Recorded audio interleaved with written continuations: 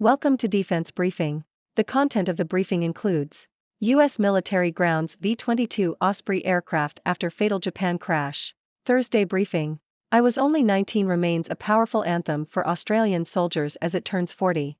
Hanukkah in wartime, Israelis take stock 2 months on.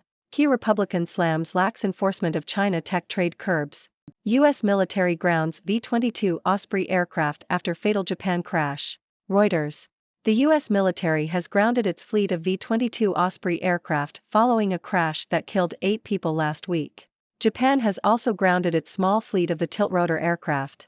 The crash off the coast of Yakushima Island, about 650 miles southwest of Tokyo, was the latest in a series of accidents which opponents claim show the planes are dangerous. At least 50 personnel have died in crashes involving the aircraft, according to the Flight Safety Foundation. Thursday briefing. New York Times. The Israeli military has resumed airstrikes in the Gaza Strip, where more than 2 million people are trapped. The airstrikes have killed over 16,000 people, according to the health ministry. Israel claims that civilian casualties are inevitable because Hamas embeds within Gaza's population. The military is now entering the next phase of its offensive against Hamas, focusing on the south where most of Gaza's population has fled. Israel has told many civilians to move again, but it is not clear where they should go and conditions are desperate. Food and water are scarce, taps have run dry, and UN shelters are overcrowded. The blockade has also severely limited the amount of essential supplies coming into Gaza. Before the war, 500 trucks arrived in Gaza every day, but far fewer have made it across since the bombardment began. The war in Gaza is causing a rift between Arab leaders and their people, as well as between Republicans in Congress and Ukraine. Republicans blocked an emergency spending bill to provide $50 billion in security assistance for Ukraine, demanding strict new restrictions at the U.S. border in exchange. The resistance in Congress reflects a dwindling appetite among Republicans for supporting Ukraine, as polls show that Americans are losing interest in providing financial assistance. I Was Only 19 remains a powerful anthem for Australian soldiers as it turns 40. ABC. The iconic Australian song I Was Only 19 by John Schumann, originally released in 1983, has been re-recorded 40 years later. The new version features Schumann collaborating with folk rock band The Waifs and producer Shane Nicholson. The song, based on the experiences of Schumann's brother-in-law who served in the Vietnam War, will donate all artist royalties to the Commando Welfare Trust to help the children of Australian Defence Force families.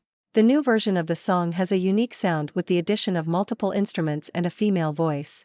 Hanukkah in wartime, Israelis take stock 2 months on. Reuters. Israelis are experiencing a somber mood as they begin to celebrate Hanukkah, the first Jewish festival since the conflict with Hamas began in October. The war has had a profound impact on the Israeli population, with many feeling that the country has shrunk due to the number of Israelis who have been uprooted from their homes. The war has also changed the political climate in Israel, with the country seeming less polarized and public opinion largely supporting the soldiers and the continuation of the war. The war has also affected Israelis emotionally, with psychologist Danny Brom reporting an increase in patients since the start of the conflict. However, many Israelis say that the war has not broken them, and they have found purpose in supporting the soldiers and aiding the victims of the conflict. Despite the global criticism of Israel's military action, U.S. President Joe Biden has been hailed as a hero by Israelis for his consistent support. While peace activists are focused on the war, they are also looking to the future and preparing for what comes next.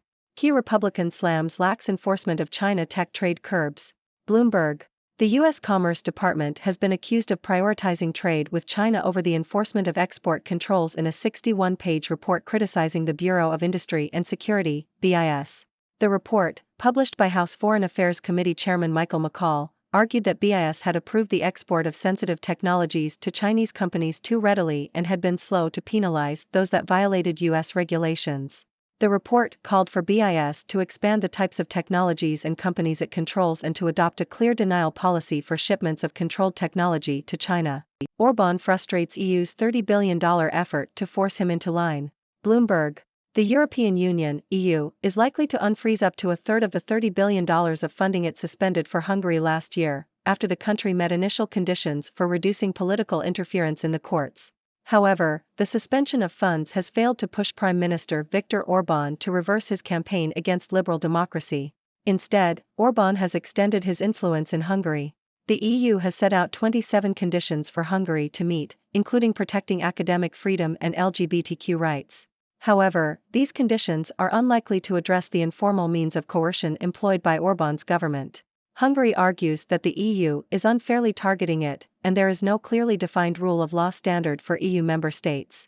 The EU claims that there are enough conditions on the released funds, but the suspension of funds has failed to achieve its objective, and there is a breakdown of trust between Orbán and the European Commission. ECB's Lagarde squeezed as markets boost 2024 rate cut bets.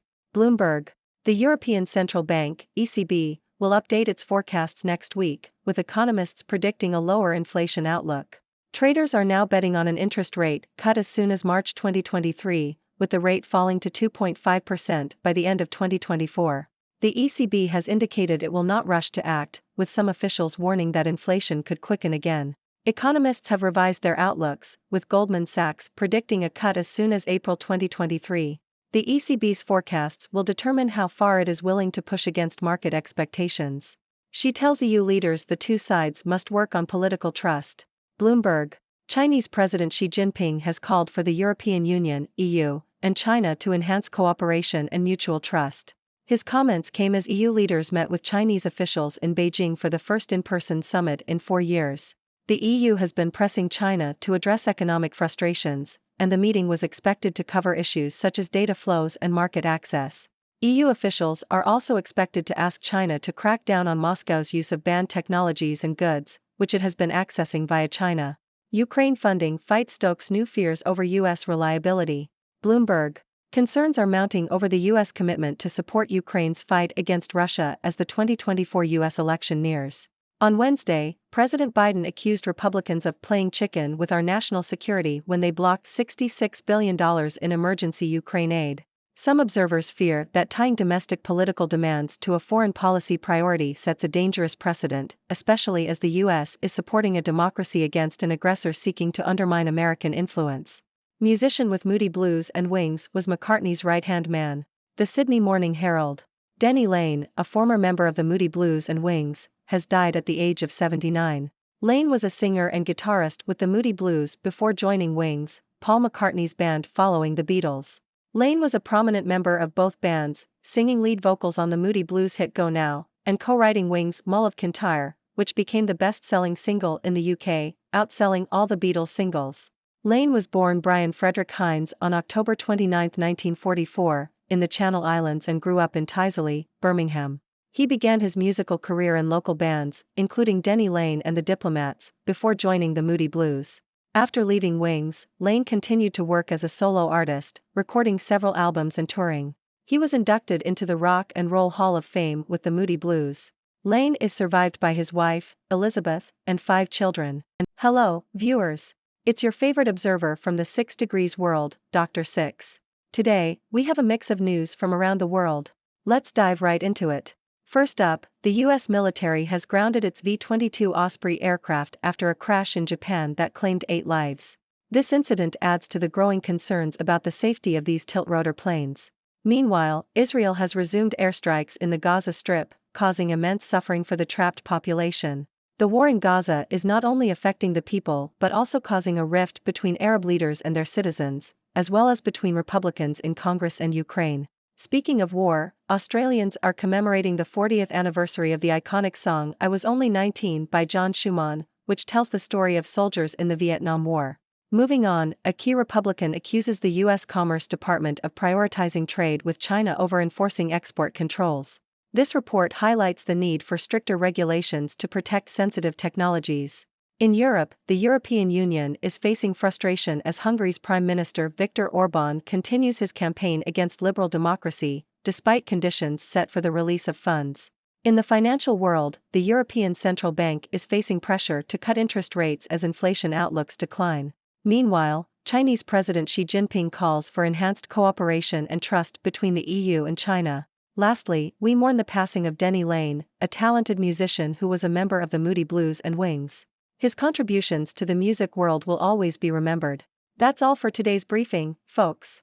Remember, these news stories are just the tip of the iceberg. The world is an ever-changing place, and it's up to us to stay informed and engage in discussions about the issues that matter. So, what are your thoughts on these news stories?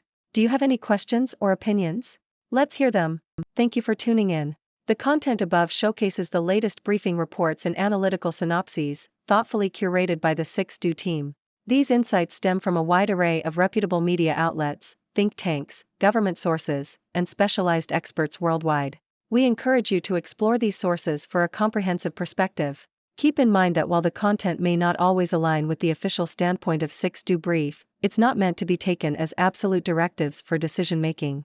Comprising seasoned media professionals, learned scholars, and accomplished scientists, the 6Do team embodies a trailblazing, fully independent media entity. To customize 6Do Brief to meet your professional needs, you have the option to subscribe to a diverse array of briefings on our website, 6dobrief.com. Regardless of your location, you can conveniently receive 6Do Brief via email.